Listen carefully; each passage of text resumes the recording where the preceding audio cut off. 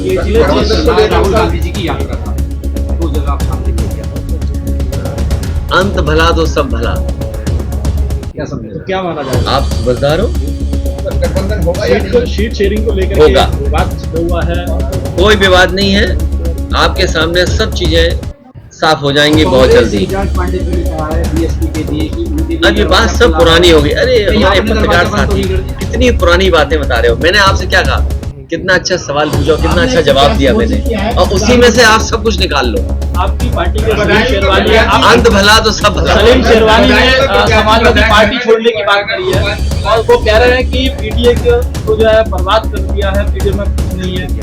अखिलेश यादव के आपका नाम लेकर के निशाना साहब। कोई बात नहीं, ये राजनीति में कई ऐसे मौके आते हैं, लेकिन समाजवादी पार्टी की कोशिश रहेगी कि लोगों को जोड़ना, लोगों को साथ लाना।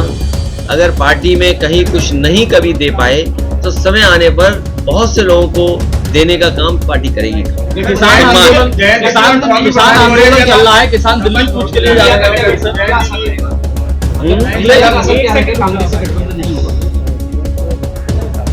ये क्यों सोचते हो आप?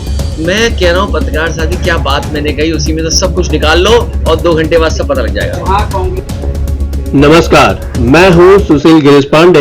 आपका न्यूज कॉल 24 पर बहुत बहुत स्वागत है। चुनाव का समय आने वाला है और सारी राजनीतिक पार्टियां आपस में चुनावी खेल खेलने के लिए तैयार हैं। यूपी में कांग्रेस सपा गठबंधन। अब यहाँ पर 5 बातों को समझना है जो 2017 की तरह ही अखिलेश क्यों वापस इस गठबंधन से घाटे में जा रहे हैं। आइए इस पे आगे हम चर्चा करते हैं। उत्तर प्रदेश में कांग्रेस और समाजवादी पार्टी ने एक बार फिर अलायंस कर लिया है। पिछली बार 2017 के अलायंस में समाजवादी पार्टी को काफी नुकसान उठाना पड़ा था। सपा ने कांग्रेस को 400 में से 105 सीटें दी थी, लेकिन इनमें से सिर्फ 7 पर ही कांग्रेस जीत पाई। आइए अब हम समझने का प्रयास करते हैं कि इस बार हुए सपा कांग्रेस गठबंधन से किसे ज्यादा फायदा और किसे नुकसान हो सकता है। उत्तर प्रदेश में फाइनली सपा और कांग्रेस के बीच गठबंधन हो गया है।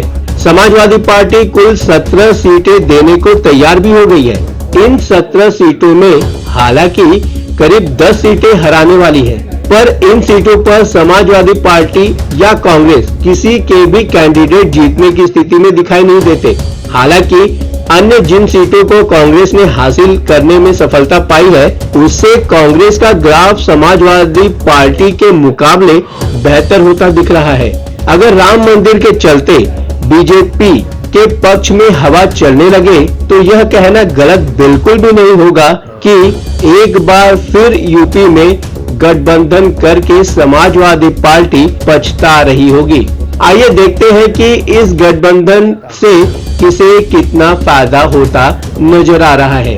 समाजवादी पार्टी और कांग्रेस के बीच लगातार बातचीत होने के बाद भी गठबंधन का मामला फाइनल नहीं हो पा रहा है। कारण यही था कि कांग्रेस कम से कम 21 सीटें चाहती थी, समाजवादी पार्टी उन्हें 10 से ज्यादा सीट देने के लिए तैयार नहीं थी।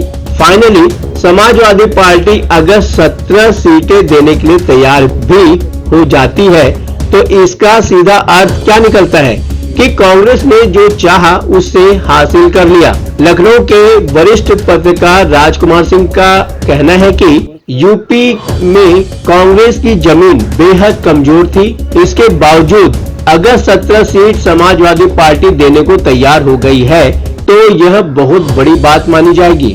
सिंह जी कहते हैं कि समाजवादी पार्टी को इस गठबंधन से कोई फायदा नजर नहीं आने वाला।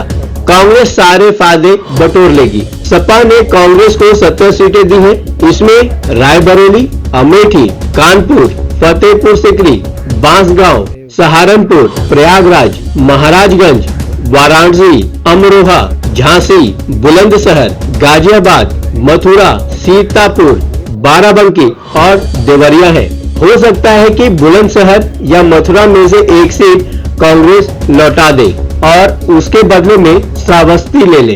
अखिलेश यादव ने इस पर लगभग सहमति दे ही दी है। कांग्रेस 17 सीटें लेकर ही गठबंधन के लिए तैयार होकर यह संदेश दे रही है कि गठबंधन में उन्हें उनकी स्थिति कमजोर पार्टनरशिप वाली नहीं है। अगर 10 सीटों में से कम पर समझौता होता है तो कांग्रेस की स्थिति बेहद कमजोर होगी। शायद यही कारण है कि समझौते को लेकर जो प्रेस कॉन्फ्रेंस हुई है उसमें कांग्रेस की तरफ से अविनाश पांडे और अजय राम शामिल थे, तो समाजवादी पार्टी की ओर से नरेश उत्तम और राजेंद्र चौधरी पहुंचे थे। बात यहां आके नहीं रुकती। साथ ही प्रेस कॉन्फ्रेंस का जो स्थल था, न मेरा ऑफिस न तुम्हारा ऑफिस, इसके लिए राणा प्रताप मार्ग स्थित एक होटल को चुना गया। मतलब साफ है कि कांग्रेस यह संदेश देने की कोशिश लगातार कर रही है कि वह समाजवादी पार्टी को उत्तर प्रदेश में अपने से बड़ी पार्टी नहीं मानती है।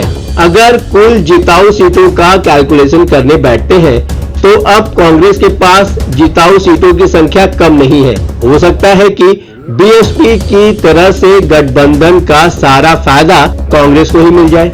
2019 में यूपी में बीएसपी और एसपी के बीच गठबंधन हो गया। दोनों ने करीब करीब बराबर सीटों पर चुनाव लड़ा, पर बीएसपी को 10 सीटें मिली, जबकि समाजवादी पार्टी केवल 5 सीट हासिल करने में सफल हो सकी थी। हो सकता है कि इस बार भी इतिहास दोहराया जाए।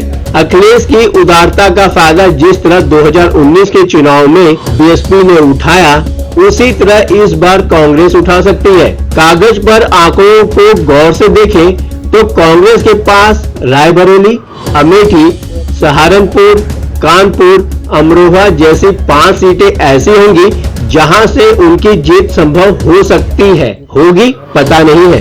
2024 और 2019 की बात करें तो उस समय समाजवादी पार्टी 5-5 सीट ही जीत सकी थी। इस बार की हालत कुछ बेहतर नहीं है। इस तरह बहुत संभावना है कि दोनों पार्टियों की सीट बराबर हो जाए। यूपी में वैसे ही राम मंदिर की लहर चल रही है। इस आंधी में अगर समाजवादी का सहारा पाकर कांग्रेस ऊपर की 5 सीटें जीतकर समाजवादी पार्टी से बराबरी कर लेती है तो यह कांग्रेस के लिए एक बड़ी उपलब्धि साबित होगा। यूपी में मुसलमानों का वोट समाजवादी पार्टी को मिलता नजर आ रहा है। जाहिर है कि इस बार भी समाजवादी पार्टी को मुसलमान वोट करेगा, पर अगर एक बार कांग्रेस को वोटिंग हो गई और मुस्लिम वोटों की बदौलत कांग्रेस समाजवादी पार्टी के बराबर सीटें जीत लेती है तो उत्तर प्रदेश का वोटिंग पैटर्न बदल जाएगा।